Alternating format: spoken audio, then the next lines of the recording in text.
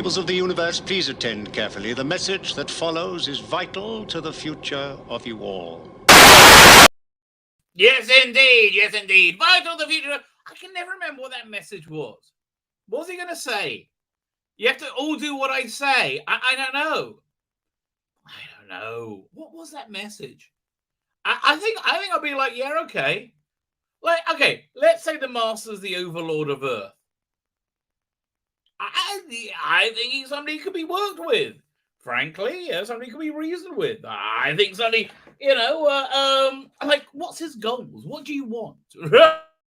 I think he has a bit of a sense of humor. Yeah. I mean, I would do that. I would say, yeah, whatever you want. Let's hear your pitch. Right? I don't know. I mean, like, Ken, when he did become prime minister, he did invite the Tocqueville in and create an ongoing paradox, right? But other than that, but that incarnation was a bit of a weirdo. The John Sim version. Wasn't really a fan of the John Sim version, right? He's the only time he's ever been any good was in that last one with Capaldi, where he shows up in the last episode. He whips off in the disguise. It's been me all along. Dun dun dun dun. I love that two-parter. Oh my god, it's so awesome.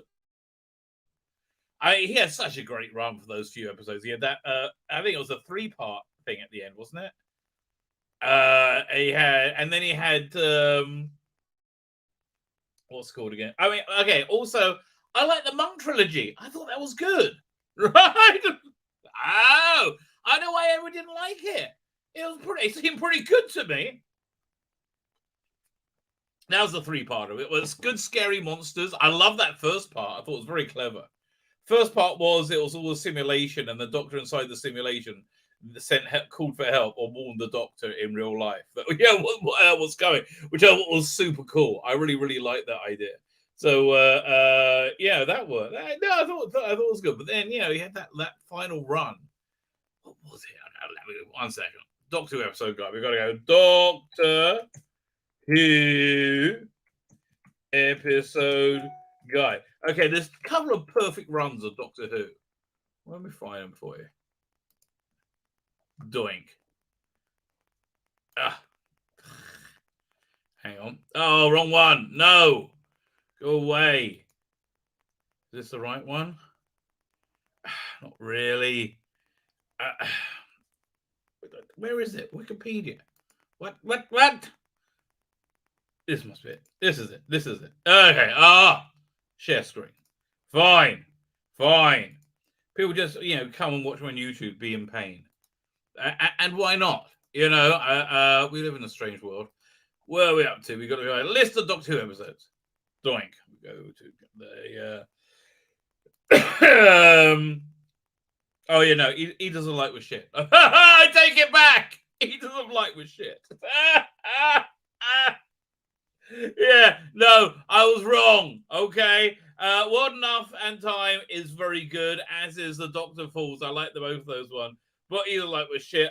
Emperors of Mars was mediocre, should have been better than it was. I like the Extremist Pyramid at the End of the World and Love the Land. That was good. I kind of like Oxygen as well. I thought that was good. Not was a bit boring. Thin Ice was a bit too, hey, let's all be cool, man. Yeah, history doesn't look the way you thought. I mean, I like Capaldi, don't get me wrong. And this was his best season. Smile I quite liked, and what's the name? The pilot I liked as well. I thought that was quite clever. What's up? Doink! Now share that. Doink. There you go. Hey! Welcome aboard, Millie Gibson. The first of what I'm sure is going to be many photoshops. I wanted to have Perry go, yes, we all love it. So look at it's like, but they're not covering. I didn't want to cover up any boob or leg or anything titillating or any doctor's face, and then it's just like, At that point, I think the point is made with just a one caption. frankly, if I may. And may I say, the body double we have for young Mrs. Gibson, I think pretty darn accurate from what I've seen, and I've seen a lot, right? I said, see, here's the thing: how do I feel about perving about an 18-year-old? It is, I mean, like, I don't want to think about it because, I mean, she's younger than my youngest son's girlfriend, right? Oh, that's so gross. But she's so hot. I mean, I don't know. And she's like so very I mean, like, come on. You can't be walking around being that overtly sexual without expecting to go, oh, she's pretty hot. I mean, really? Yeah. I'm not saying wear a burqa, but and I'm not saying it's okay to, like, harass or touch her. But I think it is okay to comment, oh, she's very hot, when she makes herself look very hot, right? It's I don't feel that's demeaning. I feel that's complimenting somebody on achieving what they wanted to achieve, which was undoubtedly to look very hot. Because you know what happened? She looked very hot. When she was shooting, they had her looking a lot more normal, right? They were like a lot less glammed up, and I think that's kind of a good sign. I think, anyway, yeah. But yeah, so when Perry yeah, we're so glad. And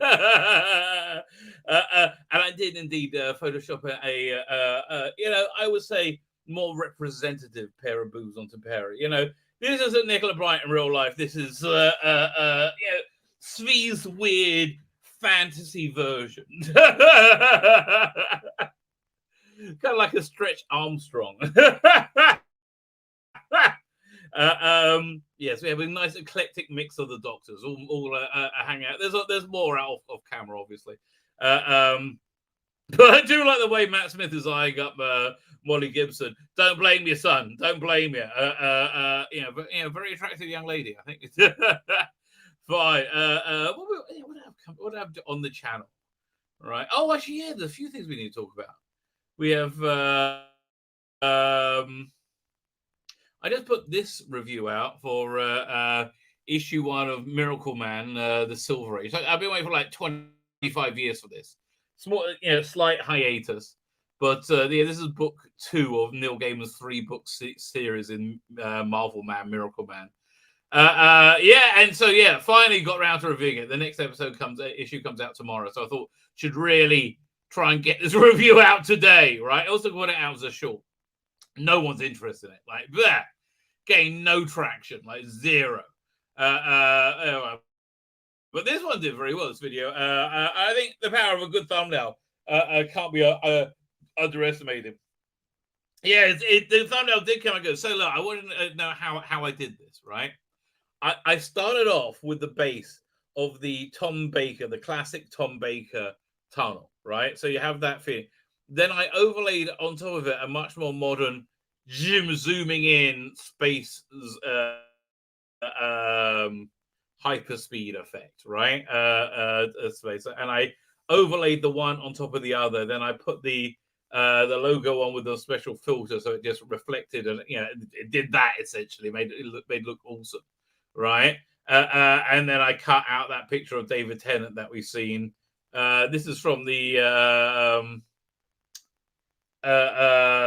location footage, right? And I mixed it a little bit with Photoshop, but it came out really nice. So David Mullen, bless his little head, said he would really like this as a desktop. And me too, right? So I went and I did 3 versions of it. I did this version, and I think I'm going to be giving this out, right? So anybody, so there's this version of the desktop. There's this version, which is a little zoomed out, and there's this version.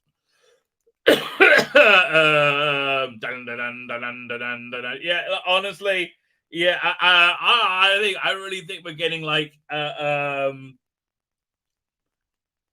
think we're starting with Robert Holmesian scary Doctor Who. I mean, I really think that's what Ralph D. Davies wants to do, which would be really cool.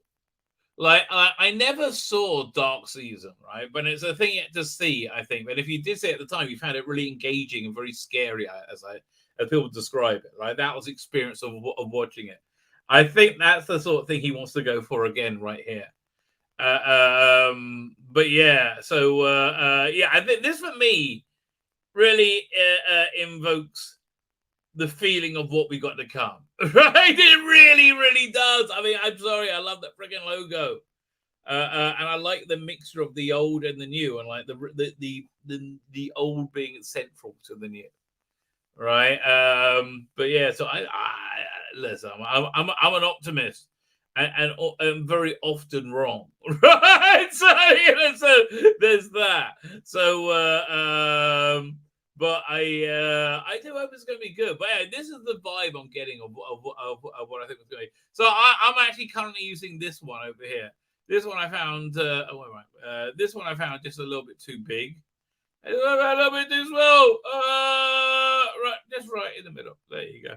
So yeah, I'll give that on my Substack. I think that's probably going to go out on my Substack. Also, we're going to talk about this. Shuti and Capaldi meeting up. Now, I'm beginning to think. I put this out as a short today, right? I'm beginning to think there might be a possibility that Rusty Davis has talked Capaldi is coming back, and the reason he keeps saying he's not is to surprise people, right? I hope against hope. Wouldn't that be wonderful? Oh, just imagine. Because I think the change of production team may have changed his, feeling towards Doctor Who, and I think he might have had a lunch with Rusty Davis, and they might have said, "What the fuck was that?" Really? How do they get what did they do? Right? Maybe and maybe he's coming back for something. I don't know. Wouldn't be wonderful? Or just imagine. But honestly, I would love to see a Christmas 4-part Capaldi story. Wouldn't that be awesome? They just drop stuff like that. Oh my god. Oh, and Russell Davis can do that, right? He can just okay, we're gonna do that, and oh man, Autumn Mirabilis had a good name. What did he want to call it? It was a good name. The Legacy of Doctor Who, or Doctor Who Legacy, or something like that. I can't remember, but it was good. My idea was Doctor Who Infinity, but I think that a legacy of something like that was much better. I would also love to see some animated, high level, good animation of a Troughton story, for example, right? Man, that would be insane. I can imagine a Disney level animated Troughton adventure. That would just be crazy. I don't think. Listen. Even in my most fevered imagination, I don't think we'll get that. But man, just imagine. But anyway, we do have this full speech, which is very entertaining. That I think we'll watch together. I want to. We're going to do a ranking. We're going to decide which is the best anniversary story, right? We have, which is the best one, and so we're going to go. And there's some ones that who when you get to the 30th is a bit more confusing, right? 40th you can actually work something out. Yeah, 40th you actually had Big Finish do something official, even though it wasn't very good, sadly. 50th, we all know. Now I was going to say, so we're going to be looking at each special and trying to compare which is the best, right? The best of the anniversary specials. That would be that's a big thing tonight. What else are we going to do? Oh, I want to get to that William Shatner smacking down George Takai, and he's been gracious for too long. Here, look at these photos from the BAFTA they were together. I mean, again, this looks like maybe it's a bit of softening. I don't know. Maybe like he's not let but this looks like he might be up for this. Is lovely, right? I mean, honestly, I'd love to see these two doctors. It's like chalk and cheese, right? I already know they're going to be so freaking different. I think this shooter's going to be so, I don't know, different from a doctor. Here's the thing. I think gay men will really like him. I think it's going to be kind of flirty if you're gay and just like weird and quirky if you're not. But I don't think he's going to be gay. It's hard to describe, right? But yeah, no, I don't think he's going to be gay. But I think if you're gay, you'll get a gay vibe off him, right? That's my guess. I mean, that's what I got from his body language, with Millie Gibson, who's crazily hot. It's just like the more pictures I see, the more I'm like, oh, will it stop? No. Like, well, the doctors are gonna be like, yeah, no, I can't. She's too hot. Fine, let's get the chat. What am I up to? Matt the Silent is here. Rabbi is a dirty bubble. Really? It's not like I kept it quiet now, is it? Right? It's not like I kept it quiet. Yes, I do. But at least my mind is somewhat normative. So here, let me cast your mind back for about a week or so with Costume Gate, right? Where people were mad that David Tennant didn't regenerate into Joe's costume, but more mad that Rusty said, yeah, because it looks stupid, right? Don't do that, right? Don't do that. They said, no, it wouldn't look stupid. So now every attempt they've done to try and make it look normal doesn't work, right? So here's them saying, look, anybody can wear Jodie's outfit. Yeah, and one person looks okay, and the rest look kind of strange. Now it looks weirder. This is very gay at this point, right? I think it's supposed to be Christopher Eccleston, David Tennant, and Matt Smith, I think. And they all look weird, right? They all look weird. So then it gets weirder. So look, they can all wear her outfit. And yes, you're proving the fucking point. Look at this. Like, who? I don't even know who that Shooty and that Dr. Ruth. Who the fuck knows? Yay, look at me. Again, this is the only infantile expression of happiness. This baby is like, nah, I got what I wanted. Actually, I really realized that the other day. I saw this like similarity with Mr. Who is it? With AOC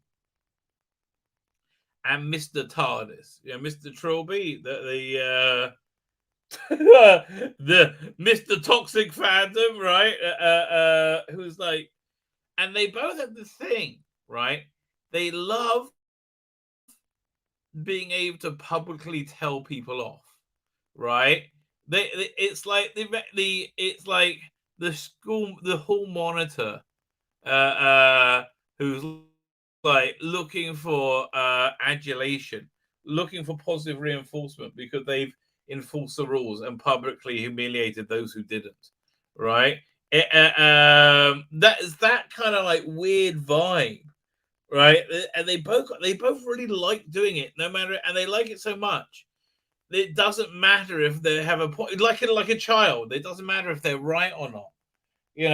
Apparently he harassed this guy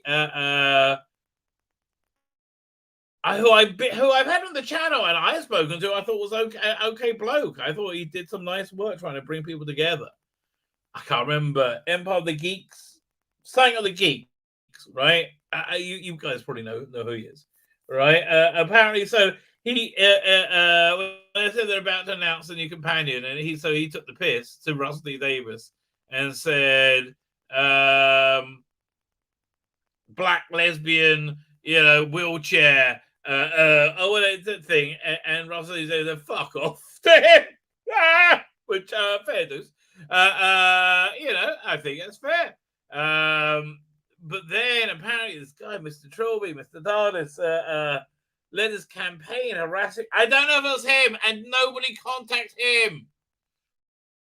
Oh, yeah, please, nobody contact him. It will take any contact as harassment from white supremacists, right? Don't go near, right? Crazy, right? But apparently, allegedly, somebody has informed me, and I haven't checked to know if there's any validity to this whatsoever. There was a campaign with him involved, with Mr. Drew, about to attack this guy's workplace and his employer. And so he had to delete all his accounts. Man, whoo, that was just vicious, right? That's just. I mean, look at this. They all look stupid. Yeah, you all look stupid, right? All of you. Look, what? Yay, we all look stupid. Yeah, you do. You prove the point, right? You prove the point. Thank you, Russell. This would like to see, though, right? This looks pretty good. We would like to see a bit of this. This looks fine. Yeah, a bit of that. That looks good. Other than that, no, not so much. Fine. Let me get to the chat. Fine. So yes, the Rabbi has a dirty mind. Yeah, I do, and I'm really quite proud of it. Catherine Fee is here. I think we all knew that. Yes, you did. I think that's where you come. She cried. Darren M is here. Thank you, Darren M. Thank you for joining us. Paul Tozen is here. How are you, Paul Tozen? Tzvi Lebetkin for the 16th Doctor. Maybe I already am the 16th Doctor. It's a critical blast. Yes, indeed, critical blast. I tell you, the resurgence of the Eiger is not a good sign for Doctor Who. I'm not sure it's a bad sign, but it's not good. It's like what was it in Reservoir Dogs, right? So you got Tim Roth. He's been shot in the chest, in the stomach. Right, and it's early on, and Harvey Keitel is when he's cradling him and said, "Tell me how it is, whatever, Mr. White. Tell me how it is, White." And he's like, "It's not good. It's not good, right?" So that's what it's like hearing Bob Iger's coming back. It's not good. It's not good. I find there are Quentin Tarantino moments for just about, it's like most moments in life. Really, they're very, very versatile movies, if I may say so. Like a bit Quentin Tarantino. He's doing a TV thing, isn't he? I heard. Yeah, let me just look that up. 1 second. Quentin Tarantino news? No. Tells Kritikov upset with the N-word use and violence. Okay, fine. Good. He tells them, no, wasn't it? I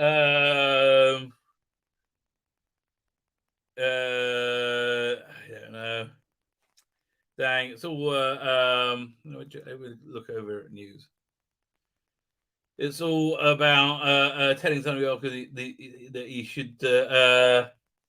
Well, Cody says Marvel actors aren't movie stars. Captain America is the star, not Chris Evans. You're right. That's why you can recast him really easily. I agree completely. Quentin Tarantino says, "I really do think Once Upon a Time in Hollywood is the best movie." I think he might be right. It's the one I want to go back to the most, right? Yeah, it's the thing I want to go back to the most. Wait. He's talking about his final movie. No. Time to Rap, he says it's cool. Director TV series in 2020. That's the one. Here, I found it. It's on Rotten Tomatoes. So he says his next movie is going to be his last one. He wants to leave the audience wanting more. I think that's probably smart. But here, let's have a quick look. It's not. It's just a line. I said, Quentin Tarantino wants to direct a limited TV series next year. The Duffers unveiled. That was it. Here, 1 second. Now it's worth sharing, right? Now I've actually found there's a story here. I like a bit of Quentin Tarantino. I have to tell you, I like a bit of Quentin Tarantino. Quentin Tarantino time. Should I be motherfucker? that was a cartoon. I never saw it. A friend told me about it, but I was like, oh, that's very funny. If I may say so. Where am I? Over here. Doink. Quentin Tarantino wants to direct more television in 2023. What more? Like any television? Right? Okay. Variety reported. Filmmaker behind such films as Pulp Fiction, Django Unchained, and Inglourious Basterds shares his plans with a moderator, Elvis Mitchell, in New York on his final stop of his book tour, Cinema Speculation, a collection of essays on films that shaped Tarantino's life. Oh man, I got to get that book. That sounds fascinating. Although I'm playing through Alan Moore's short story book right now, and I'm enjoying it tremendously, but they're very layered and detailed, and you have to work out the language they're talking in, what they're talking about, and then before you can really go along with it. So oftentimes it takes like 2 or 3 readings, right? So unfortunately, but I am enjoying it. I'm about 3 or 4 stories in. Does he have a genre network or streaming platform in mind? Tarantino pictured above. Blah blah blah. Kept all these details close to his chest. Took lots of speculation since. My guess is Apple, right? Since writing and directing 2 episodes of CSI Crime Scene Investigation back in 2009, Tarantino's name has popped up multiple times in conversation regarding a return to the small screen. In 2019, he toyed with the format of Netflix with a Netflix release to The Hateful Eight as 4-episode miniseries. Would have been so much better. Oh my God, Quentin. It would have been so much better, mate. So much better. That movie is killed by it's dragged by its own length. It's 4 episodes. It would have been awesome. Oh my God. It's strange, right? I don't understand how that makes such a big difference, but yeah. Oh, it would have been so much better. Quentin, mate, you made the wrong decision, if I may say so.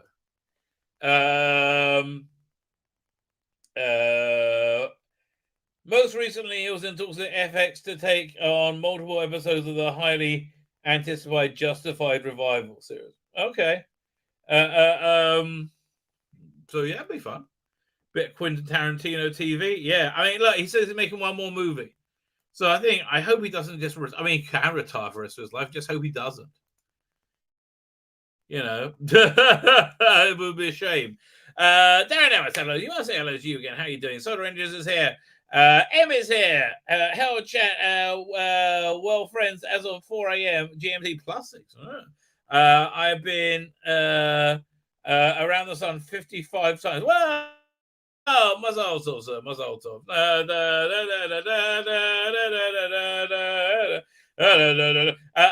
Although if you're in synagogue, we will go. That's it,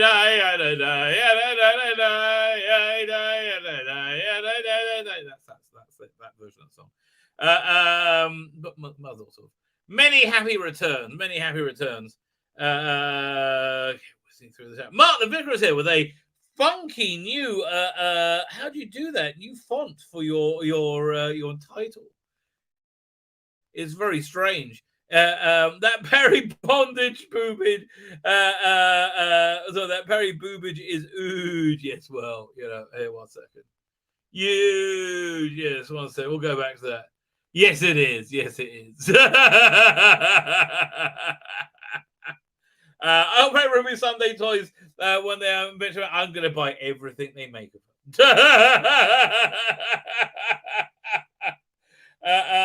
You like this Sunday's wallpaper? Okay, fine, that's no problem. I'm just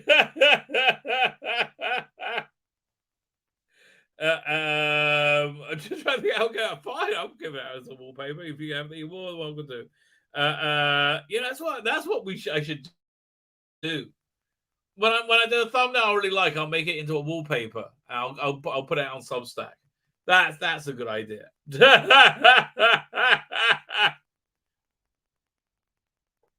Oh yeah, I'm lining up for the Sunday action figures. I'm looking forward to everything again, right? I'm looking forward to all coming back. Oh man. Oh, go away, Jody. Never come back. Lonnie is here on Comics. How you doing, sir? Thank you for joining us. Who else we got, Darren? Jonathan Cox, how are you doing? Eggy's up. I'm being replaced by supposedly the best doctor for some reason. Did I mess it up? Yes. Yes, you did. That's Matt the Silent. Yes, you did mess it up, darling. That's exactly what happened. What I want to give her a photo of these people. A photo with these people. Oh, yeah, we must be about Shuchi and Capaldi. Yeah, I'm very excited, right?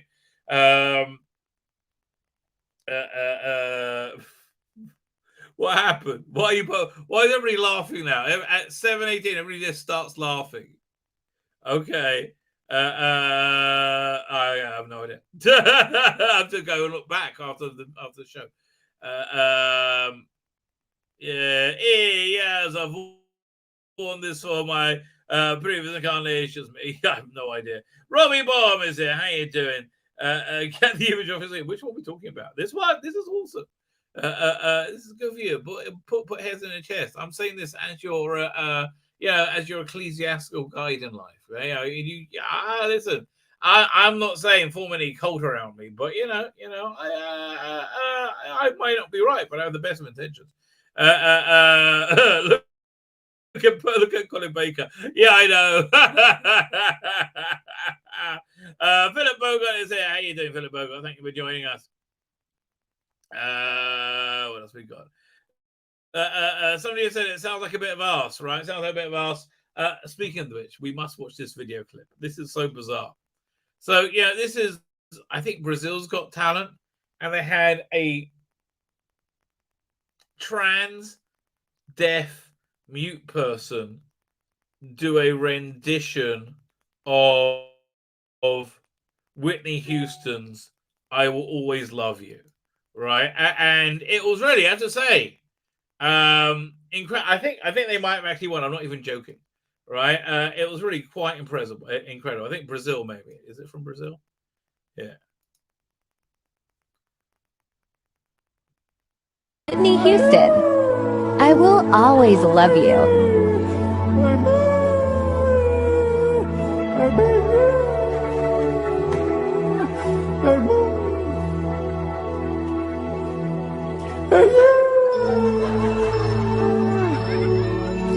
Okay. We've come to this weird place in reality where we've got to pretend things that aren't real are real, and if we don't, we all get in trouble. Right? We've got to pretend there's a woman there singing a song by Whitney Houston. Oh, made famous through Whitney Houston, right? We've got to pretend that. I don't think that's happening right now, okay? I don't think that's what we're seeing. I think we're seeing someone's delusion, being enforced. And I don't think it being a good thing. I mean, look! They're looking at it like it's normal.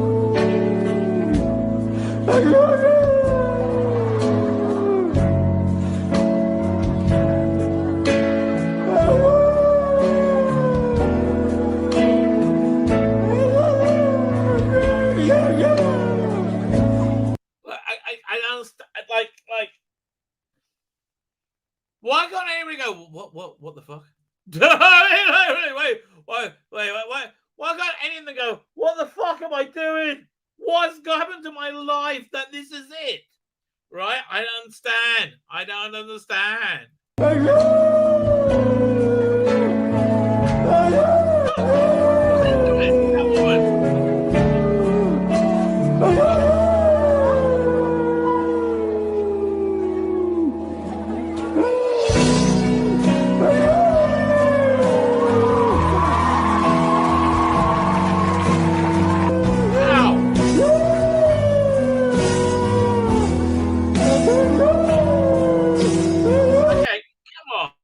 Come on. Okay, if this is real, can we all agree it's the end of days? I mean, okay, maybe it's not, but it's not fucking crazy. It's not crazier than that shit. I mean, is it? Maybe it is. I don't know. We live in strange times, mate. I don't know, but here we go. A little bit more of this go. Bit of luck.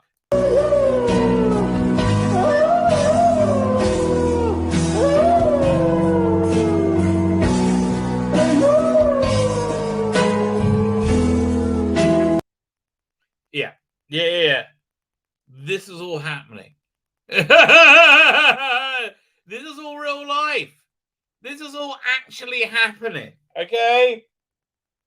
Oh, we live in scary times, baby. We live in scary times. I don't know what's gonna be, mate. I don't know what's gonna be. All the showed all Dr. Tress and Jody. Oh, everyone's laughing. Thank you. Thank Darren M. Oh, yeah, you saved me a job. It's just ridiculous. I'm sorry. So anyway, from the ridiculous to the sublime, right? Let us revel in the glory that is Peter Capaldi. Blessed be he. Who I don't know, in my weirdest, most wretched fantasies, is going to come back for the 6th anniversary, right? And he's just giving it. We're going to make it a surprise, right? And Russell Davis will talk him into it. Maybe he'll come back and do a mini series or two. I don't know. This is all my fantasy life. Maybe all that will happen. Maybe it will. I don't know. I just heard the Devil's Hour has been renewed for another couple of seasons. Man, now we got the major twist out of the way. Can we just get on with the story already? Oh. Right, that'll be much better now. I mean, I think now the twist out of the way. But I guess get rid of the kid. Oh, we'll get more Capaldi in short. Right. And it's actually a show you can easily do multiple seasons of. It's just his loop around reality if you've seen it, right? I don't know. But he's very deservedly just won a Scottish BAFTA. Now, I would have thought winning a Scottish BAFTA would be a bit of an embarrassment, but apparently they're very fond of it there, right? They're very, very fond of it. I could have haggis at some point. We have something very similar to haggis in Judaism, in Western European Judaism called chulent, right? But I'm really going to try and find a way of making it, right? If we're going to do a kosher one. I would like to try that. A bit of haggis. But yeah, no, they like it more than haggis. Apparently, the Scottish BAFTAs. He won a Scottish BAFTA for a Lifetime Achievement Award, and he gave a rather fantastic and very funny speech, which we are now privileged to listen to. We're going to go through it. Here we're here. Got the full thing. There we go. Doink.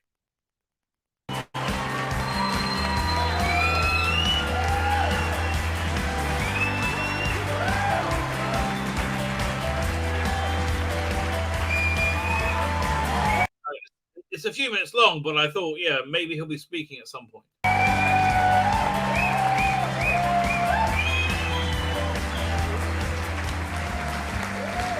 Thank you. Thank you so much. Thank you, Phyllis. That's a lovely surprise. And the pavilion wants its costume back for Aladdin.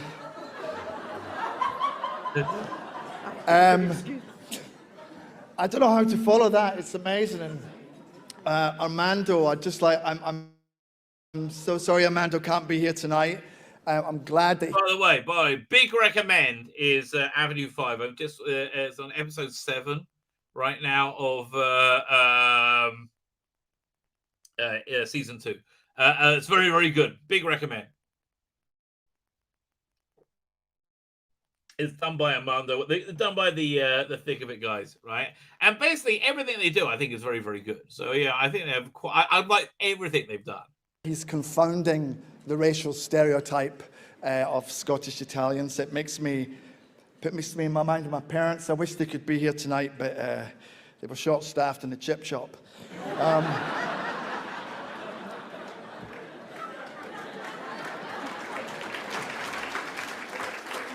But truly, they taught me everything I know, the real Scottish virtues of hard work and sarcasm, which have got me through. Outstanding contribution to film and TV, I don't know. I think this is really an award for getting lucky, for being lucky enough to be born in Scotland. Well, okay, I have to tell you, he's partly right, but you've got to have the goods as well, right? Yeah, it's very rare the universe lines up for you, right? It's very rare that happens, but when it does, if you're not ready to give the goods, you're not ready. And thankfully, Peter Capaldi was absolutely ready.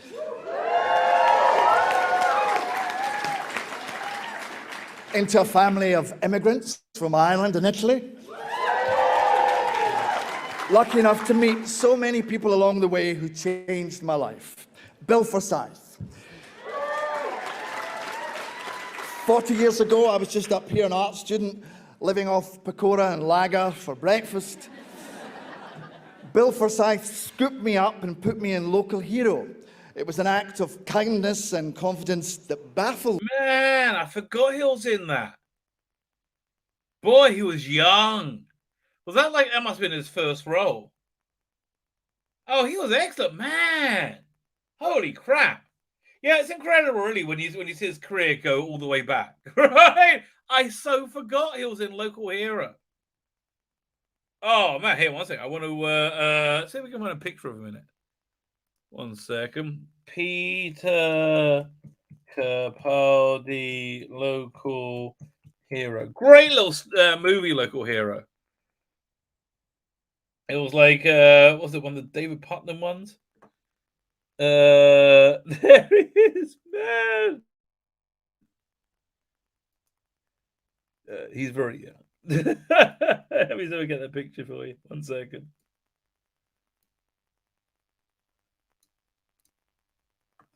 Small. I'll do. 1 second. Just share screen. Doink. There you go. Again, a bit low res, but yeah, boy, I forgot. He's got that whole early young part of his career, where apparently he was up for the '96 Doctor Who movie, as well, or he decided not to go for it, or something along those lines. I can't remember. He's not one. The auditions I saw was Tony Slattery, Oh, what's the other guy? John Sessions. I can't remember. Tony Slattery and John Sessions is the only two I can remember off the top of my head. There were a bunch of, right? There was a good book written by Gary Butt Russell about the '96 movie. Cool. When it was thought it might be the pilot, right? It was called Doctor Who Regeneration. If you can find it, I think it's way out of print now, right? Yeah. And much of the industry to this day, but I wouldn't be here without him, and nor would a lot of others.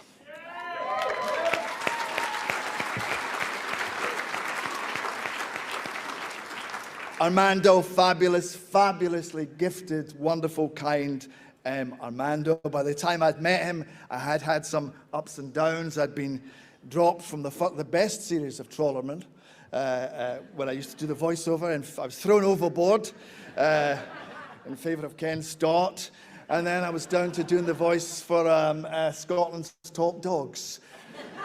So things are going okay, but not as well as I might have liked. So when I went to the audition for The Thick of It, and Armando said to me, there's no dates, there's no stars, there's no actual script, and would you like to improvise something? I had that look on my face.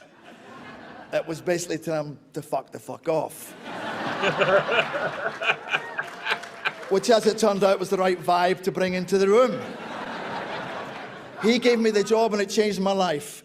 Stephen Moffat, yes, I did meet him for the first time at the Scottish BAFTAs. He had a kind of lost look about him. I thought that might be just because he was from Paisley, and it was quite a big do, you know. But actually, he was looking for something. I didn't know whether it was for a place to stick his wee cocktail stick from his BAFTA chipolata. But no, he was looking for a new Doctor Who. I mean, like, I'll tell you, boy, can he give a speech?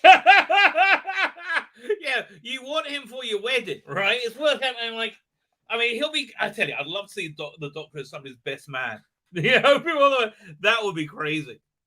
Well, they kind of did that with the Sherlock Holmes stuff. What's the one where Sherlock Holmes is the best man? And off we went, and he took me on the most magical journey, a journey that Shooty is about to embark on, and I suspect...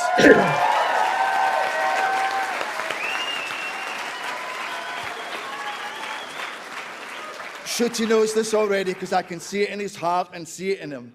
But he's about to discover how beautiful and wonderful and cosmic the human race can really be. I think it's really cool. Again, there's so much of Peter Capaldi in that portrayal of Doctor Who. And that was so the archetypal Doctor Who. Right? It was crazy how Doctor Who-y that Doctor Who was. And also he'll be able to spot an anorak in his peripheral vision at 50 yards. And he'll have to figure out what to do. So thank you, Stephen, for that. There's so many people I'd like to thank, but I can't because A, we don't have time, and B, they're not really famous, so you don't care. It does make me reflect about all the help I've received from friends, colleagues, those who've encouraged me along the way, people who were kind, people who just gave me the time of day. And it's a timely reminder that we all have a duty to help those trying to start out, to extend a hand. Man, I miss his Doctor Who. Okay, it's fair to that. I just miss his Doctor Who, right? A great coherent ramble, says Darren M. Yeah, I mean, he's not a million miles away from his Doctor. And there's just not enough of it. I'm sorry, there just isn't. We needed another 2 seasons, right? I mean, that was just, we only started, like, exploring him properly, but in the second season, right? We didn't even get into, we should have had a good couple of years without Clara moving forward, right? I think that would have been much better. It was a real bummer. It was a real bummer we didn't get more. But please don't send me your tapes. I'm so busy at the moment. It's been so amazing to work with so many heroes, Terence Davis, James Gunn, James Gandolfini. But it's all about people and the people you love and the people who are around you. What movie was in with James Gandolfini? Am I going on too long? 1 second, I got this up. Peter Capaldi. Hang on. Peter Capaldi, James Gandolfini. James Gandolfini. In the Loop. Yeah, you go. That was a weird movie. I like that movie. But it was like the thick of it from a parallel universe. So it's the same and different. You can go as long as you want. All right. No, I won't. I'll be over in a minute. I just wanted to say about actors. Actors are brilliant. And it's great when you get an award and it's all like this and everything's going really well. But for a lot of actors, it's not going well. And from day to day, from week to week, it can be really tough. And you can't get through the door and you can't get out the door sometimes. So I just want them to know that sometimes the stars align and you get lucky. And that's what happened to me. You know what? Oh man! I mean, he's right, but he also has the goods, right? How good is he? It's worth sitting through the Devil's Hour just to get to more of him. Like I consider just rewatching his scenes now. Right now, I know what's going on. I think I might enjoy it a lot more.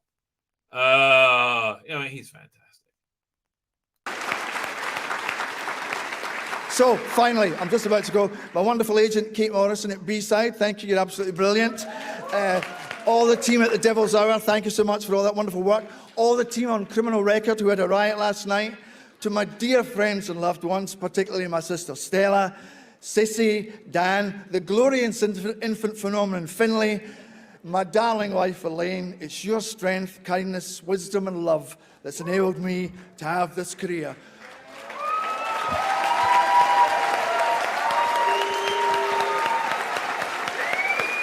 She looks a bit show business, doesn't it? I mean, I guess it might be a showbiz couple. You've always been there through all the ups and downs, and that you chose to share your life with me is the greatest luck of all. So thank you very much. Thank you, BAFTA. And thank you all.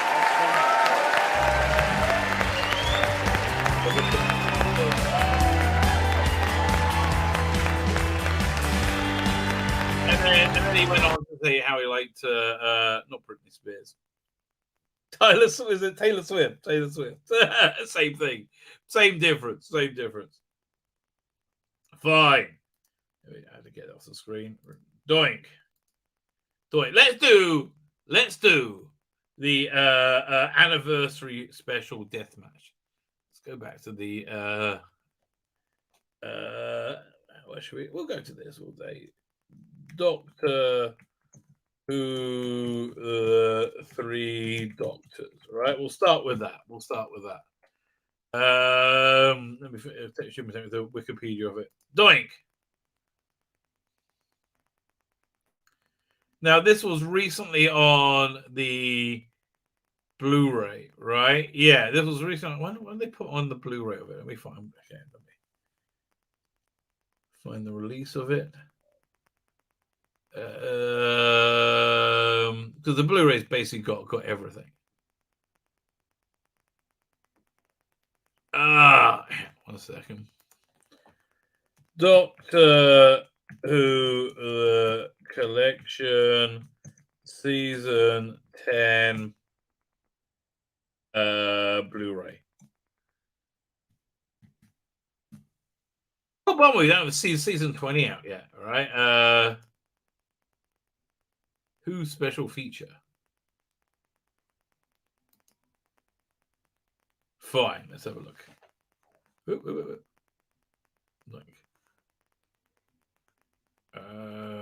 There. Share screen. Chrome tab. There we go. Is it opening up? It's thinking about it. So the Three Doctors. This was a hard one for me to place because I like it a lot. It's got like a real place in my heart, right? And I really, I genuinely love it. I got to it at an early age. It was one of my earliest stories I saw with Joe Grant and the Brigadier, and I immediately got them, right? They everybody was their most self in this, right? Benton was Captain Yates in this? I think he must have been. Yeah, he was in it. Yeah, Yates was in it. I just saw he's on the behind the sofa. But yeah, I think this one for me suffers from it being not a special episode, rather than a special episode. It's part the normative run, whereas pretty much all the other ones we're going to be talking about isn't, right? Because I don't think they thought. I think they thought that they got to a season 10 would be quite amazing, right? I don't think they. I don't know what they thought the longevity of it was, Doctor Who, at that time. And it just avoided cancellation a couple of years earlier, right? And it kind of like came back from the dead. And again, Three Doctors, I think, is really the proto version. It's the one. It's much like Case of Androzani really explains it, and it expresses what the Fifth Doctor's stories are like. As at the last one, right? The last one, they finally worked out what it is they're doing, right? And it really, really worked. It's the same here. The Three Doctors is kind of like the it's where they'd really had worked out what they're doing with Doctor Who. Now this is after this is before the death of the Master, right? 1 second. Look, Doctor Who episode guide. Hang on. Nothing is easy. Nothing is easy. So I just had the bloody page open. Oh, we're on Disgratia. There we go. Doink. Third Doctor. Season 10.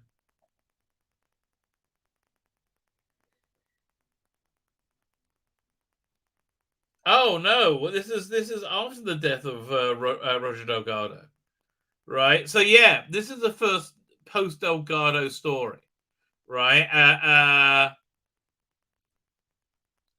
Right. So, and I think you can somewhat feel it, right? It's like we're going to carry on and be the bestest ever anyway. But it was this was the first time it kind of. Okay, this was the second time the poetry has reinvented itself. First time you had this like the season 7 one was pretty different as soon as Joe Grant shows up in season 8. So yeah, was this? Yeah, so this must be her last season. And yeah, this is again towards the end. But this was like the proto John Pertwee Twee family. So yeah, because I came into this, I never really got into the Master. Because this just missed the Master. While it is, confident and bigger, it's still a bit 70s and cringy. Whereas I don't feel that way about any other anniversary story. Right? I really don't. I don't feel that way about a lot of stories, but I feel this one's a little bit disco glam cringy. Right? I think the jail guards are just a bit cringy. I think Omega's helmet is it's all a bit cringy, right? I just do. I like the Brigadier, I say that's Crowbar, he's a bit like, stupid in this. But yeah, no, look, it was not so much a celebration of the history of Doctor Who. It was the inevitable nod to the past. Yeah, the people always said, well, you've got to do the 3 Doctors at one point, right? The inevitable nod to the past that the 10th anniversary story would bring, right? So, and where it was a bit bigger and glitzier, has slightly higher stakes. I still feel it was no bigger or glitzier than Carnival Monsters that went right after it, right? It feels like in the same in the same breath as that. So what's on the Blu-ray? This doesn't have updated special effects. I honestly don't really think it needed it. So we got Happy Birthday to Who, cast and crew recall making it with this documentary. It's a good documentary, as I recall. Yeah, no, it is a good documentary. This is the. Oh no, this is it, right? Yeah, this. Tony Adoki looking for Lenny looks at the life of Lenny Main featured contributors. Yeah, this is one of the we've run out of people to talk to. Let's find something really weird and interesting. But behind the sofa, I really got to revisit it. It's got one of the groups watching it is Katie. See, this is why I prefer behind actually watching the episode. It's got Katie Manning, Richard Franklin, John Levine in one group watching the episode. It's basically they watch the episode and you watch them watch it and you see the best bits of it. Then another group is Phil Collinson, Pete Matigue, and Joey Wilkinson. That's a weird combination. That is a weird. I mean, I can understand Pete Matigue and Joey Wilkinson. Phil Collinson, what are you doing there, mate?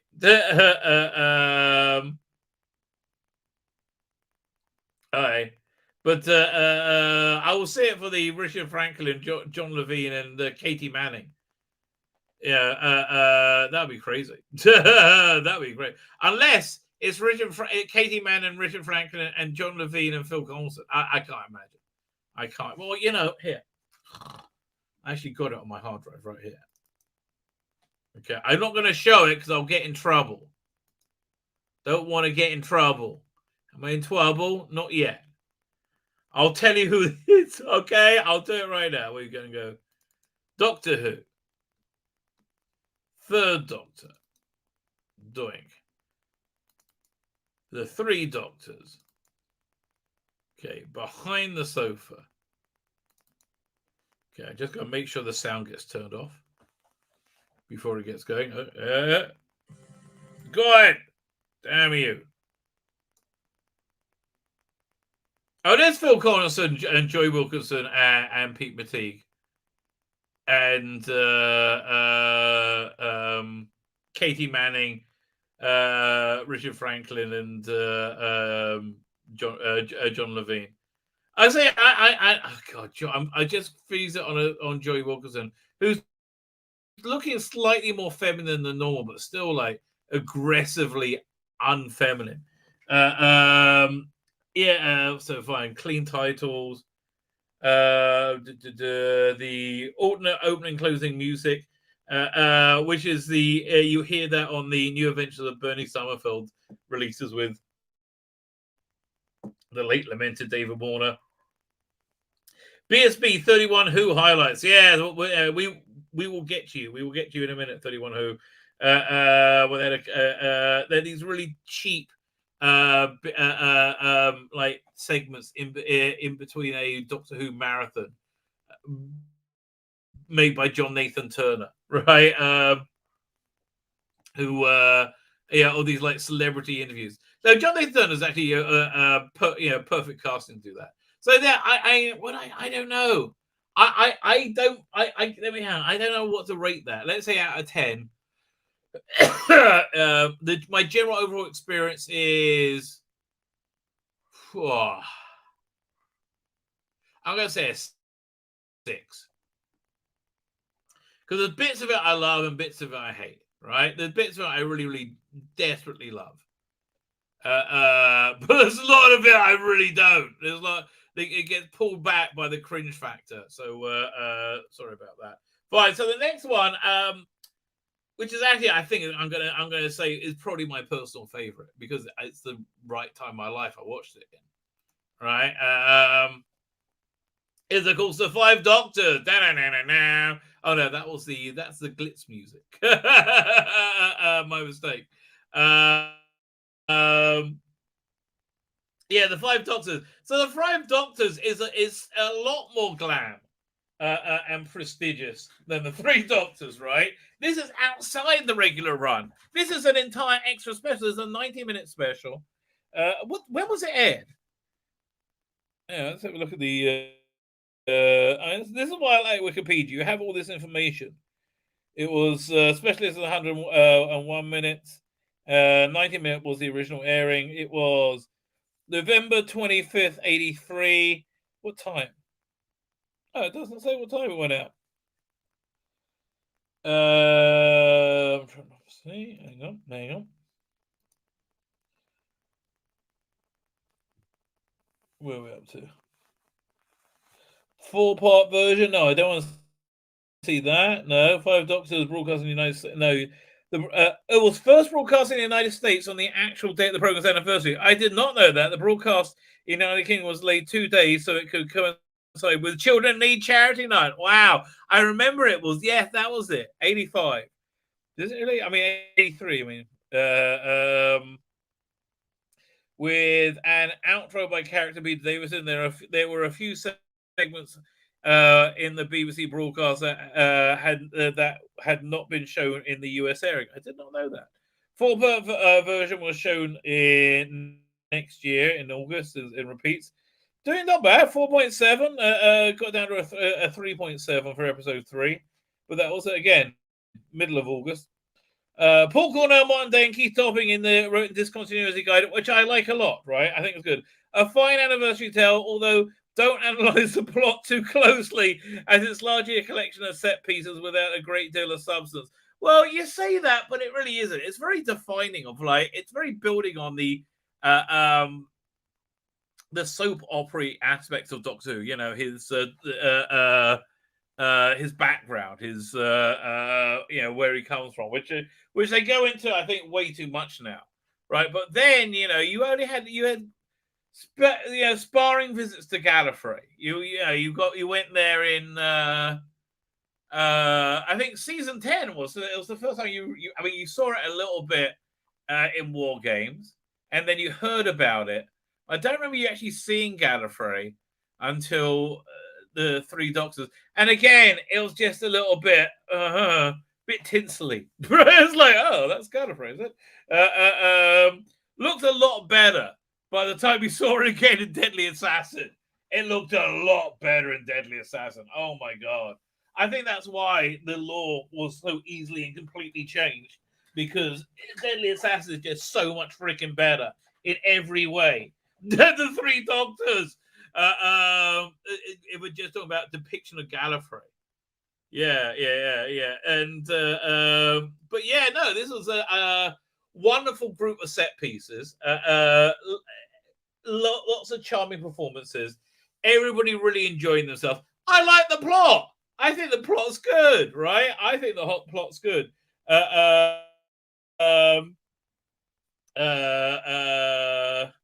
What does it say? Daniel's Hot Topic says, hello, did you know that Matt Smith will be a future Doctor in Disney Plus episode of Doctor Who's starting to film late 2023? My guess is November 2023 will start filming. That's interesting. Well, I think that's very exciting. I hope that's true.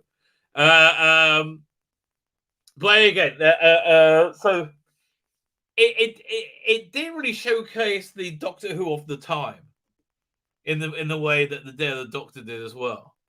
But it was a separate production. It was a more prestigious production.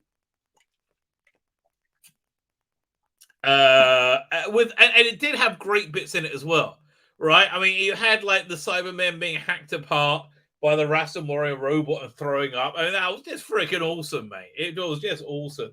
The Master was good. Everyone's good and like acted like their characters. I think it's a solid script. I think it's as solid as War Games, right? Just shorter and in color with lots of people you know. You got the Yeti with the second Doctor and the Brigadier's fantastic. You got like all the set. It's like, hey, this is really good. I have to tell you, as a celebration of Doctor Who, this is probably what I think is the best one. The Five Doctors. What, do you mean you go on the run from your own people in a rackety old TARDIS? Why not? That's how it all began. And it hang about an extra half second too long. It was a little bit like, a little bit uncomfortable as it zoomed in on him. But yeah. I have to say, I do enjoy the Five Doctors.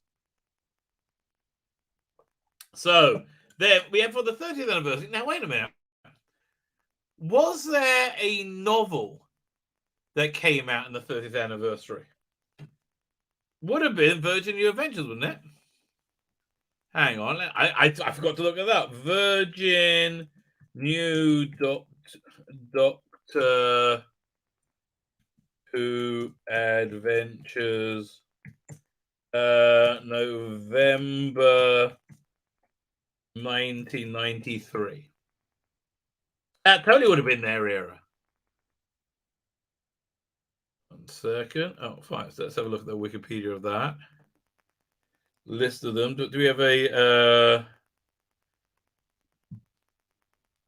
So they didn't do anything. That's really sad. They didn't do anything for it at all. Right. It was November 93 was the Dimension Riders, which was somewhat forgettable. It was that came right after Blood Heat, which was really good. It was like an alternate Earth where the Silurians won and they killed the third Doctor. That's a freaking awesome book, right? That is a freaking awesome book. And The Left-Handed Hummingbird, which is Kate Orman's debut novel, which is a freaking awesome book, right? Just a freaking awesome book. Crazily awesome. So it didn't have a direct tie-in at all. That was a shame. So anyway, so I guess we have to talk about the Dark Dimension. 1 second. Let's have a look. Doctor Who, the Dark Dimension, which they have, you can get a There is an audio version of it, right? The problem with it is it doesn't sound at all like anybody's like nobody sounds like they're supposed to. It's not bad. It's kind of fun. Let's value it as a Doctor Who story.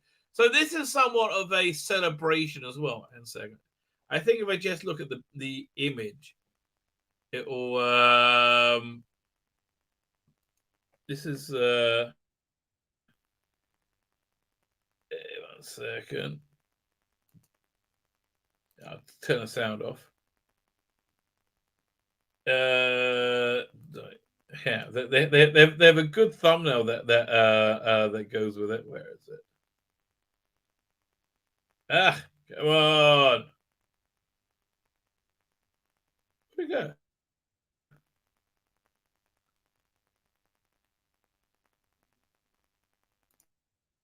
No.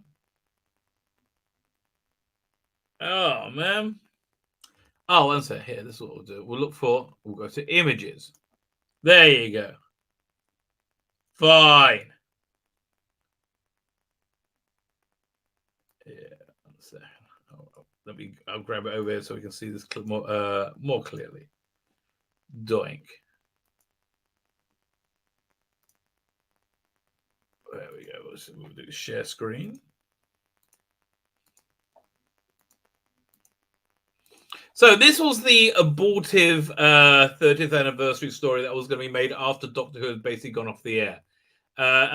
It got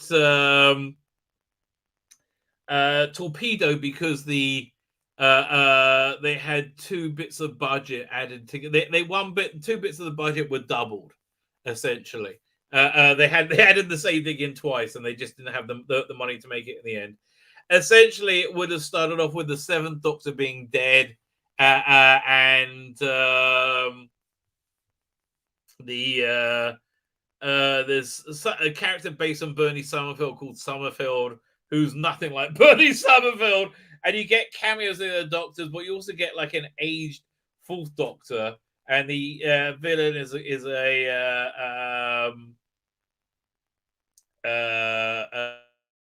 would have been played by Rick Mell. He was in the running for it. Would have been directed by what's he called again? Keizo Androzani. I nearly had it then. Keizo Androzani. Revelation of the Daleks is Graham Harper. Oh, thank you. It was going to be directed by Graham Harper. Sadly, it all fell through. Essentially, the other Doctors only had a cameo appearance. The best one of them was Colin Baker, who was acting as a barrister on behalf of Cybermen, I think, to defend them in court. They basically had like one scene each, but it was mainly the 4th Doctor, and it goes off into the 7th Doctor at the end. Okay, so to evaluate this as a anniversary story, right? That is the brief, right? As an anniversary story, not bad actually, not as good as the 5 Doctors. I would say as good as the 3 Doctors, in that they're both very representative of the time, in that it didn't get made. I mean, there is that, but they're very representative of their time, of 90s production. But this was felt very like a very 93 BBC somewhat low budget production, right? Trying to do its best it can, punching above its weight, right?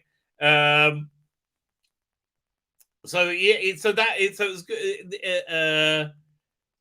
feels like that. So it feels very contemporary of what Doctor Who would have been at the time. You had good nods to the other Doctors. The story is as silly as all. I think again, instead of story, I still think 5 Doctors is the strongest, right? In terms of the story, 5 Doctors is the strongest. I put this actually a nose ahead of 3 Doctors, which I'm kind of surprised about, right? But a nose ahead of the 3 Doctors. So we got to 2003. Hang on. Was there now? Let me see if there was a book about, because I forgot about the book series. Where was it? Let's try them. We'll look that up. BBC Eighth Doctor book series. I mean, look. Let's see what happened in November 2003. Did they publish a book at that time, and did it tie in? Oh, you know what? I didn't even look at missing the past Doctors series. I'll have to look at that in a second. There we go. So 2003 October. No, there wasn't one. Man, it was up. It's really going up its own arse by that time. That book series, and it was slowing down. Right, it was really slowing down. The last one was the Gallifrey Chronicles. No, I think I jumped off by that point. I think the last one I read was Mad Dogs and Englishmen. Yeah, I got off. Yeah, so I was like, the Big Finish was going strong by then. I was basically done, and I think they started having. Yeah, you had the Eighth Doctor in audio, so I'm like, forget it. There's too much work. Leave me alone, right? So let's go to that one. Got a Big Finish. It's a grace. So Zagreus, again, it's interesting because it really feels like part of the main production schedule. This is the one that was set apart, but it's also one of the ongoing production schedule of Big Finish, which actually led up to, right? You had Big Finish had basically boiled down to two strands at that time. Here, we'll look it up. The main range. Oh, there's a Time War sale. Blimey, we should look at that in a minute. But okay, for a second. Doctor Who, the monthly adventures. That's what I'm looking for. Oh, this website is a nightmare. Okay, it's just like, man, it's like a nightmare. Sort by oldest first. Fine. Now we do share screen.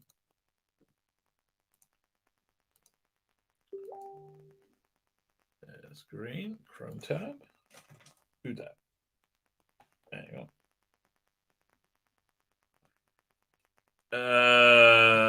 The monthly adventures. So it kind of built up to the Zagreus, which is their 40th anniversary story, right? But because when they started doing right here, this is when they're at the second season of Paul McGann. They did Paul McGann seasons and then rotating older Doctors. So they did the second Paul McGann season. The finale of it was in, let's see when that came out, was in July. Oh wow, a whole year before. Was a direct prequel to the 40th anniversary story, which is called Zagreus. Basically, it was a story that introduced something about the Time Lords, and you had the Don Warrington Rassilon, and you had this terrible figure from the terrible Time Lord history, a terrible villain from Time Lord history called Zagreus, who at the end of it gets revealed to be the Eighth Doctor. I am Zagreus! Right? So then, look at the run they had. Spare Parts, awesome. Ish, I think people hated Ish. I quite liked it. The Rapture is like, this is so early 2000s Doctor Who. Sandman, excellent one. Didn't love the Church and the Crown, but I know a lot of people did. But Bing Bada Boom, that's basically Seventh Doctor and Mel in a space Eurovision Song Contest. I think Eurovision Song Contest, something like that. Jubilee, all-time classic, like absolutely all-time classic, right? Necrotamia.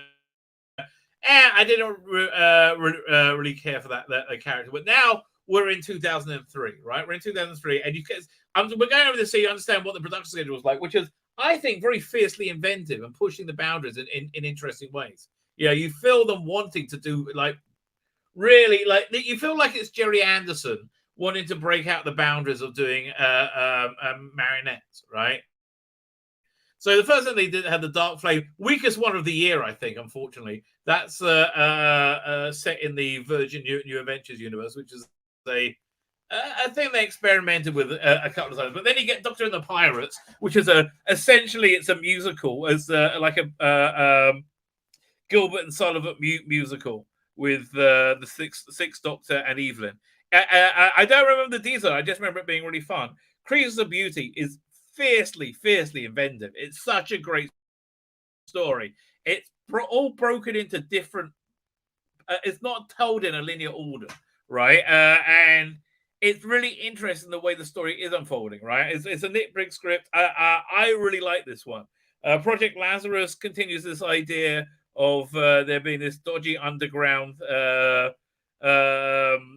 group that deals with alien technology and witchcraft. That's more of a criminal group than a government one. I think it's called the Forge, right? It was an ongoing thing for the Sixth Doctor. But you also got the Seventh Doctor in this one, so it's like kind of a two Doctorish one. You have Flip Flop, which you two discs, you can listen to me either way. But then in the run up to the anniversary, right, you have Omega, which you had like the super villain to November. So you had was it so November, October, September. So this would be in August. You got the Omega, which is basically it's a story about Omega. There was a Fifth Doctor story, as I recall. Davros was a Sixth Doctor story. Again, it's a weird one. All right, and this was one of the weird ones without the Daleks, and it was like a battle of a weird psychological battle between the Sixth Doctor and Davros, right? Where Davros still wasn't who he thought he was. Same thing with the Master, which was like who was it? It was the Seventh Doctor and the Master. But then the big 40th anniversary story was the Greyers, where you finally got to see the resolution of the previous year's season 2 of the Paul McGann's ongoing one, which was essentially that was the ongoing Doctor Who, where they felt they had the most license to move the story forward. What they were doing in everything else, they were moving the story laterally, right? And they were going in interesting new ways. So this is very representative of what they were trying to do then. And it's one of the few things they did that really failed. In my estimation, very sadly. You had all the Doctors in it, all the Big Finish Doctors, but they were not playing themselves. They're playing different characters. I don't even know why they're dressed as a Doctor. They might have been playing the Doctor a little bit as themselves, but they were mainly playing different characters. What was this? Sylvester McCoy was like this guy in charge of a what's his name figure? Like a who's it called again? Like a Walt Disney figure. Colin Baker was a vampire. I don't even remember what Peter Davison was. But it just didn't really work, right? It all had to do with Rassilon. And it was Gary Russell and Alan Barnes. It was really like the end of phase 2 and beginning of phase 3, and you can really tell it didn't work because this is the thing that really launched the Divergent arc, which everybody hated. Right, that was really So this was. This was a bit of Big Finish flying too close to the sun, right? Sadly. And it was really represented in this release. Not their best one, sadly. However, I think it's only fair that we go to Light at the End as well. When we talk about their now we're on to the 50th anniversary. But Light at the End, it is fantastic. If you haven't heard it, it's really good. There's one thing that's really missing from it that kind of annoys me, right? This is the basic plot of it is the Master gets some kind of super weapon that destroys the Doctor from erases him from time, and so the remnants of the Doctor get together to rectify this, and they do it with these 5 doctors. But yeah, I wish they had a companion release of what the first 3 doctors were doing during this, where they could have done it like as a companion chronicle, and I really thought that would have made a much stronger anniversary story, right? Oh, but yeah, no, evaluating Zagreus' anniversary story, it's not good. It's not good. Having cameos of other people, it's not good. I'm going to rate Zagreus as the weakest anniversary story, right? So Zagreus is at the bottom, 3 doctors, and Dark Dimension somewhat tied. 2 doctors and 5 doctors way at the top there, baby. So so you get like nice combinations in this. You get very good. You get a very good, clear idea of a love of understanding of Doctor Who with this, which is you also get with the 5 doctors. It's very good when they pair up the 4th Doctor and McGann. I think that works as well. I mean, basically every works well for this. I think it's somewhat hurt by I don't like the title, right? The light at the end. Just it's neither it's not very dramatic, right? You know, Dark Dimension is actually quite dramatic, right? That feels like you can get it feels like somewhat tangible. Man, they want $30 for this now. Bloody hell. Just as a download. That's crazy. Man, how many discs do you get for that? 5 discs I get, but still, that's crazy. Man, 5 discs? I mean, but like $30? That's really expensive, right? I'm sorry, it's just too expensive, mate. I mean, I don't know. If people buy it, I guess. But look, Big Finish are getting a real hit from me. I mean, it's yeah, these prices.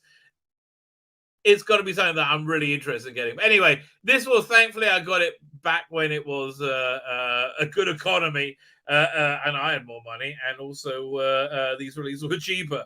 It came in a beautiful. It's one of the few things I have as physical media because it came in a beautiful gift box. It's a great little story. It really is. It's a really good little story. I do recommend it. Very anniversary-esque. They didn't want to do it, but they did, and I'm glad they did. This one is okay. It's better than the 3 Doctors and Dark Dimension. I'm going to say okay. In terms of a story, it's the equal or superior to the 5 Doctors. In terms of an experience, inferior, right? Inferior.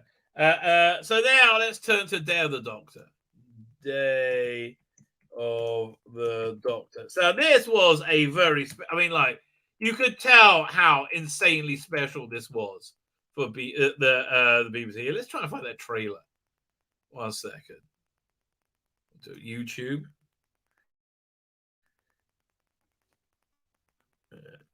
Here, what's it? Do I actually want it? Let me see if I can find this thing because I got this thing as a print. They have Doctor Who.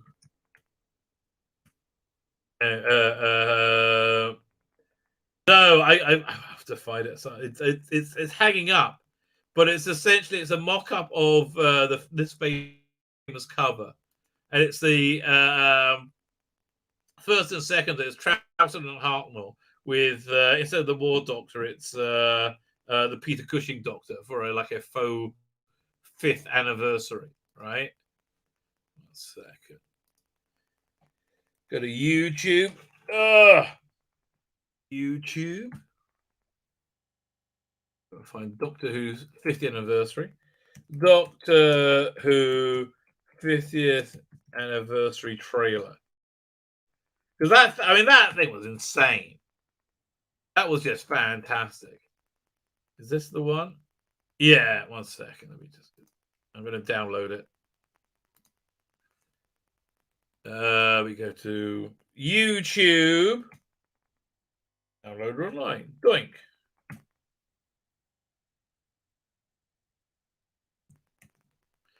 Because like this, by the time we got the 50th anniversary, Doctor Who was big business, doing very well. suddenly it was the hugest show for the BBC, right? It was a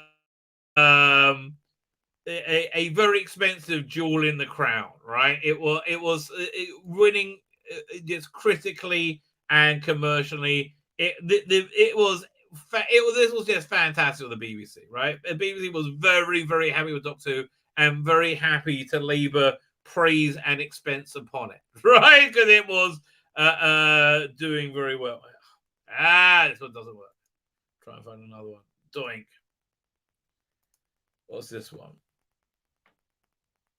Oh, this one I've used before. This one works, I think. Doink. Okay. Yes, we will download that.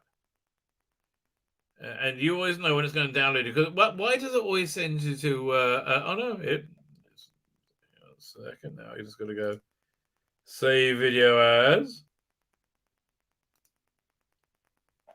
And it's got to download enough to let me to save it. Right.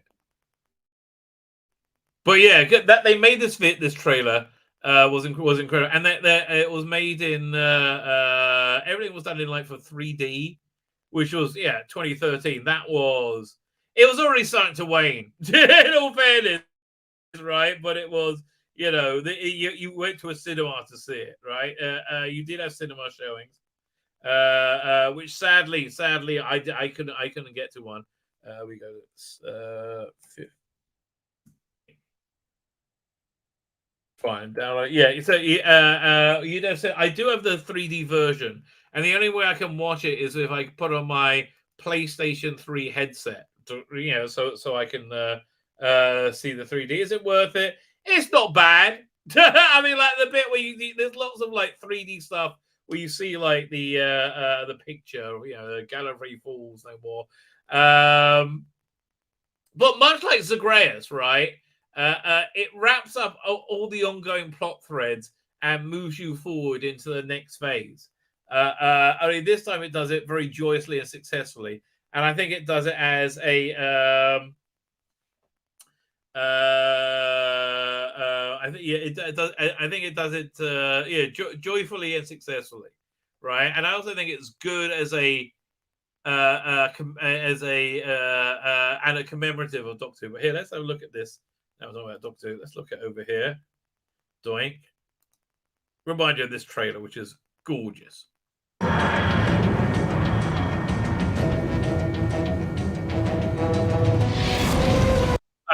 love the fair. I mean, again, the three-dimensional aspect of it, and it's all done by computer, but this is just insane. I've been running all my life through time and space. Every second of every minute of every day. Okay, this is awesome.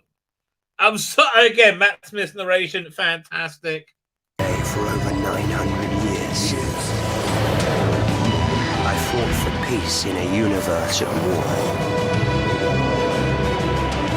Now the time. Oh, Sarah Jane, you break my heart, darling. You break my heart. But look, you see the Master and the third Doctor. This is perfect, right? I'm sorry, this is perfect. Come to face the choices I've made in the name of the Doctor. Our future depends. You hear all the Nick Briggs. Oh, is that robot dead? Look at that. You hear all the Nick Briggs different monsters. You have Cybermen and then Daleks. Look at that. You got Robot of Death. On there. One single moment. Peter David throwing the cricket ball, which he only did once. Bit of an echo still, is that? I think this is when Colin Baker's costume first started, because Colin Baker started really getting a good revival around now. It was when you saw him, like his coat whiz past your vision at the beginning of was it the Name of the Doctor? The one before it, where you have all the different memories, right? And it's not that great CGI of everybody's like Clara superimposed into everything. But you just saw like the six Doctor's coat go by, and it gave you chills, right? And I think it was the music with it. But I think by this time his coat was becoming what's the word? Cushioned, made coat. An impossible day. Well, that's oh, but who's that? Who's he facing off against? Who is that with the belt around him? I don't know. And look at that bit, David Tennant. The day I've been running from all my life.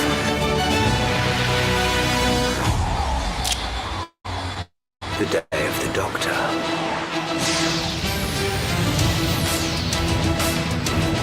Oh, this is crazy. Oh, man. I think those days are coming back, mate. I do. I think those days are coming back. Let's see if I can find another trailer, right? The Day of the Doctor trailer. What's this one? Is that the one? Day of the Doctor trailer.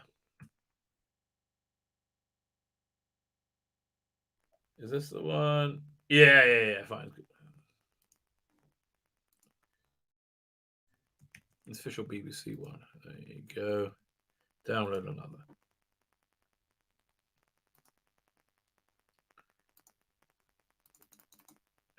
Doink. So, listen, I do rate Day of the Doctor very, very highly. I think that's... no, it's not coming. Not let me do it. Come on. We'll try again.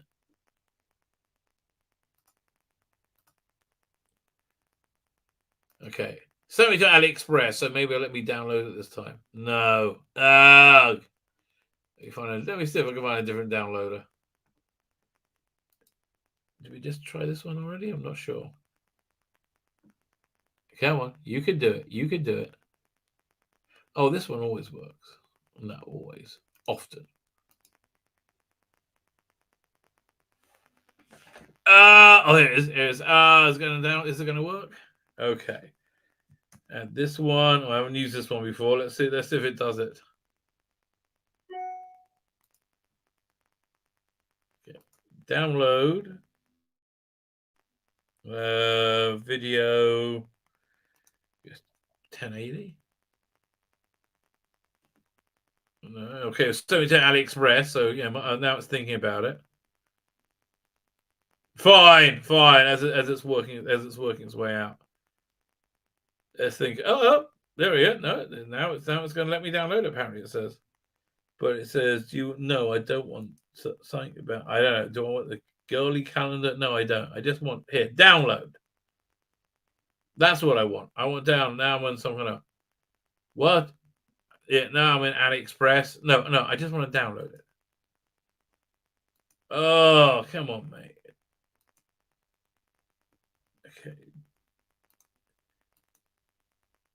Okay, now it's just sending me to porn sites. Okay, will you stop and let me download the file? Yeah. I think I got it. I think I've worked it out. It's just a scam. Really? Disgrazia. Yeah, I want to leave. Leave me alone. Oh. Well, the one I like isn't working. Let me see. We'll try this one, and then I'm going to give up. I'm like, enough is enough. Oh, this one. Okay, now it's saying it's going to work. Okay. Just started with this. And they all send you to AliExpress to let you download it. It's like the gateway is always AliExpress. I mean, like, don't be wrong. I have nothing against AliExpress, right? Nothing against it whatsoever. But I don't know why it was going. It's like when I'm watching the season 3 of Mad Men right now, and for some reason I don't have it ripped. I've only got it on disc. So every time, and I forgot what a miserable experience watching something on disc is. Right, you got to put it on. You got to wait for your player to open it, and so like I watch it on a PlayStation 3. So I'm PlayStation 3 or 4, I can't remember. So it's opening up, and then you get to the screen that says checking for updates. I'm like, there's no fucking updates.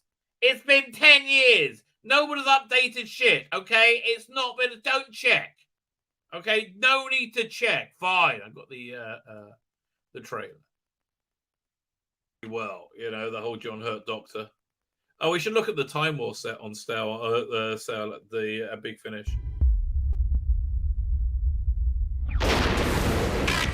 Yeah, this was all good in 3D. This is worth putting on a 3D helmet. And I have to say, I'm so glad they went back to using physical models for this. Oh, so I mean, yes, they are the character options 12-inch Daleks, and they do somewhat feel like it. But it's so good that that Murray Gold soundtrack is just fantastic, right? It's just fantastic. There's 5 Doctors. 5 Doctors is my favorite celebration of Doctor Who, because that celebration is organic to the plot, right? This is all stuff, all the celebration stuff is just put in. Yeah. Okay. So let's say, so to wrap this up, the death match of the anniversary stories, I would have to say, Day of the Doctor is a strong contender, isn't it? I mean, you also got the Night of the Doctor. You got all that other. I mean, you got the Day of the Doctor experience, which was glorious.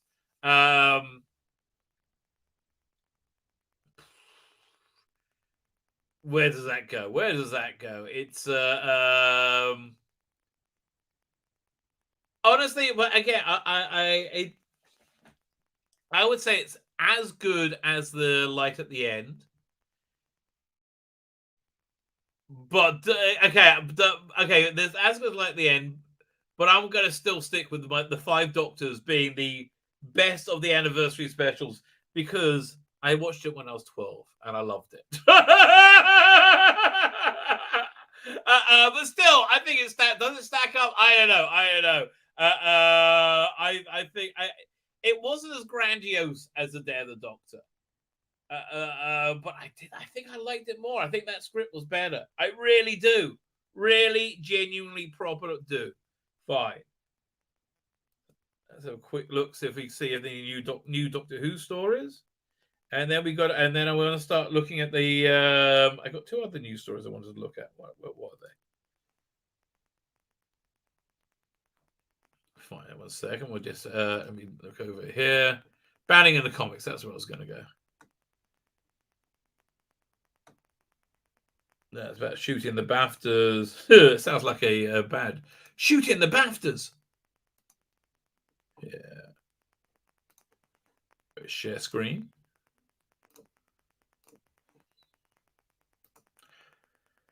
Chrome tab. Doink.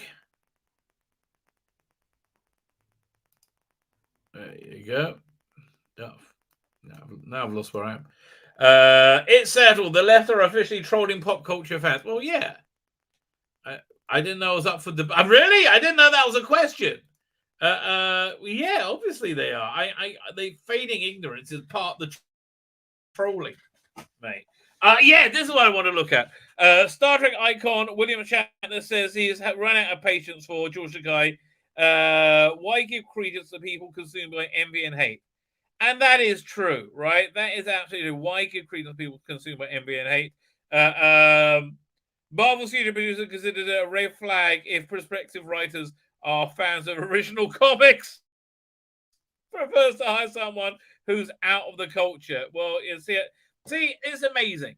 The thing that Marvel movies prove, that an adherence to the essence of a thing makes that adaptation of that more successful. I mean, they prove that. Up before Marvel movies, you never got a proper adaptation. It's always of a comic book. It's always stylized. It was never like an honest attempt to recreate that comic book experience. And Phase 1, MCU was that. Phase 2 as well, to a great extent, right? It really was. But you always got like, why does the Kingpin have to smoke, right? Why has he got to smoke cigars? Can't he just like, again, the guy, was it Michael Clark Duncan, I think, played him. He said, oh, how about if I get a hand squeezer thing? Like, no, just do it like the fucking comic. Oh, God. I mean, like, really, if you're going to make a Judge Dredd movie or TV show, full ego and a shoulder pad, right? Do the costume freaking properly, not a representation of it, an actual version of that sodding costume. It's like I got enough bloody model kits of them, or like action figures of them. Yes, you can do it. I've seen it before. Judge Minty. Judge Minty's crazy good. Yeah, 1 second. Let's see if we can find Judge Minty. Oh, no. I think I pressed the wrong button. No, where am I? Ah! There you go. Judge Minty.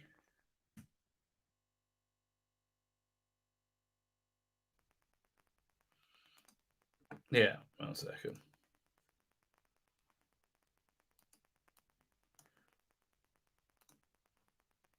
Where am I? Oh, there you go. I had no idea the screen was sharing. But here, look, I mean, here, 1 second. So we have, it looks like a bloody judge. It looks like Judge Dredd. I mean, look at that. Perfect. Yeah, do this, right? You want to do a Judge Dredd TV show, do this. Do something that looks like Judge fucking Dredd. Right? Wait, do we have the Grand Hall of Justice? Look at that! Yeah, 1 second, we got a bit of Dredd there. Look at that. Perfect. Greg Staples playing Judge Dredd. Full eagle and shoulder pad, right? Full eagle and shoulder pad. It's not complicated, mate. Right? Oh. How many times? How many times? Doink. Power Ranger died. Yeah, very sad. I hope it's not a COVID-related thing or a vaccine-related thing. Walking Dead is done. I finished watching Walking Dead years ago. More Wakanda Forever stuff. This Bob Iger stuff. Yeah, we got to look at that. But here, let's go over here. Bit of Bill Shatner action.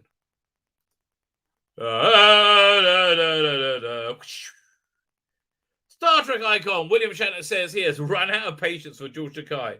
Why give credence to people consumed with envy and hate? So absolutely true. Right? I mean, really, this is what it's all been about all along. Envy and hate, right? Yes. George, William Shatner had a better career than you. He's more beloved than you. He makes more money than you. Yes, I'm sorry, mate. I know you think it shouldn't be so, but I'm sorry. Right? The ongoing feud between Star Trek castmates William Shatner and George Takai has become somewhat of an entertainment institution over the years. But it now seems the former captain of the U.S. Enterprise has grown tired of the entire affair. The iconic Captain Kirk has offered his latest thoughts on the continued headbutting with Takai during a recent interview with the UK news outlet The Times, given in promotion of his new book, Boldly Go, Reflections on a Life of Awe and Wonder. Can I make another buck out of my bloody Star Trek? Because it's been very good so far. Do you remember Tech War? No, nobody else does. But, oh boy, the pull that bought me was really nice, right? Was really genuinely nice. Listen, mate, you milk it. You milk it for all you can get. Led to reflect as former helmsman by its own recollection that Star Trek became popular because people loved the stories, loved the characters. Shatner opined that recently. I began to understand that they were doing it for publicity. 60 years after some incident, they are still on that track, he told the Times chief dance critic, Deborah Kay. Why is it a chief dance critic? Do you think that's a little weird? Yes, I do think that's a little weird. It's like a sickness, Shatner continues. George has never stopped blackening my name. These people are bitter and embittered. Yes! Yes! They are, again, they are bitter and embittered. Honestly, if you want to describe what the other side of the cultural aisle is, I feel, to me, bitter and embittered, right? They are, yes, these are people with absolutely no moral value whatsoever, with souls as black as ash. I agree, yes, and I think that's the same for George Takai. And of course, this is nothing based on his immutable characteristics. just his behavior of being, never letting this weird thing go that I don't even know what it is. I have run out of patience with them. The actor turned one-time space traveler ultimately declared, why give credence to people consumed with envy and hate? Right?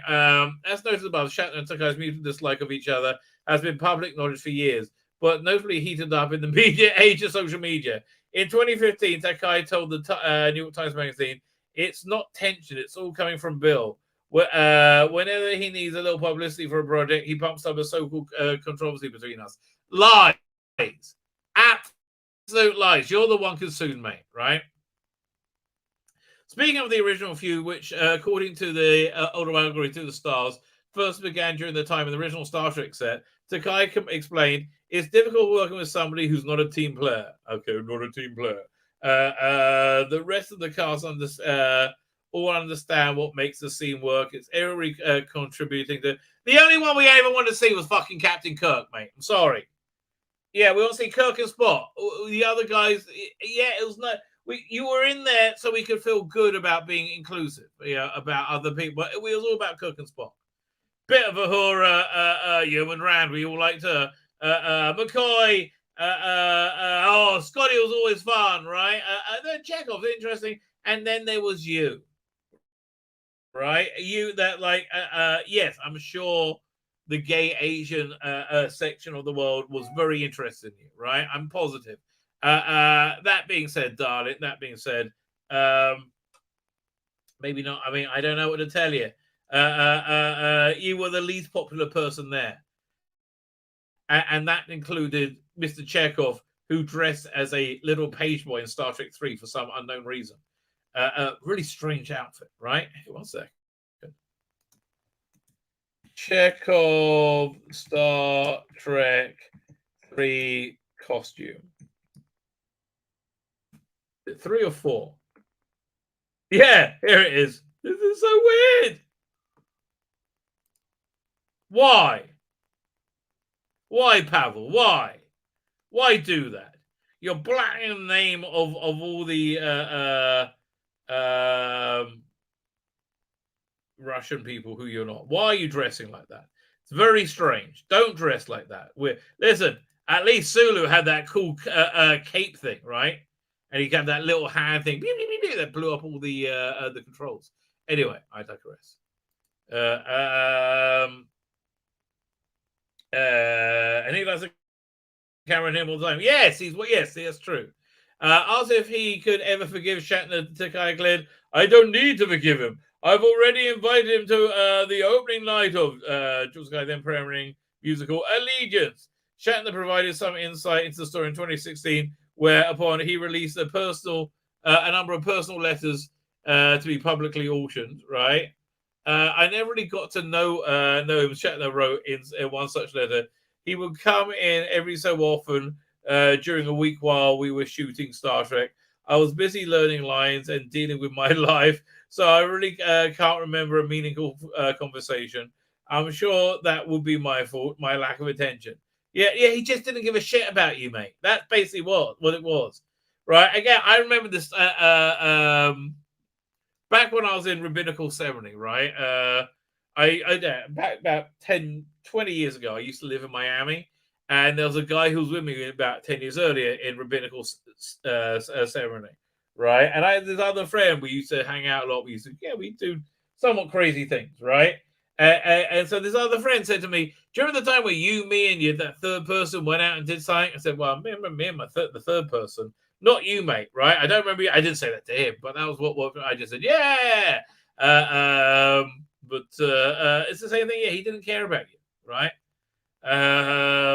Nevertheless, when we wrapped that last day shooting Star Trek, it was meaningful for all of us. Star Trek was cancelled. He said, until this moment in his apartment, we had not spoken. Not so long after that, the very friendly time began. That after a very friendly time, he began to say very mean things about me. Yeah, I'm sorry you rubbed on my... Listen, it's always the way, mate. It's always the way. You know, you end up becoming huge in somebody's life and you don't even know you were there. Oh, I can't tell you how many times that's happened to me. Right, where I became someone who's like Moriarty and I didn't know they existed. That's really happened. What's the Bob Iger thing? So yeah, Bob Iger. So it looks to me that Bob Chapek was set up initially just to be a fool guy for Bob Iger. Does this mean bad news for Doctor Who? So I put out a YouTube short about this. Essentially not, right? Here's the thing. I think the reason they have the Disney deals, they think Rusty Davies is going to deliver them Disney content that people will want, and they don't want to mess with it, right? But I think they would want to insert the Disney divisive identity politics into it. But again, I think they already think they got Rusty Davies on the job, right? And I think Rusty Davies isn't going to do that in a way that would detract from the storytelling. I think we're going to get good, fun, exciting Doctor Who, right? That's what I believe. Fine, let's have a look at the thumbnail. Is there anything we did the death match, right? Disney Battle of the Bob, Shatner SmackDown. Yes, I think we completed everything. So I think with that, I'm going to hit the end broadcast button. Thank you for joining me tonight. Going to hit the end broadcast button again. And that Wizzy will join me on Thursday as we'll have more Doctor Who tomfoolery and bollocks. Doctor Who tomfoolery and bollocks. We have a lot of that. Blam, this thing is not shutting off. I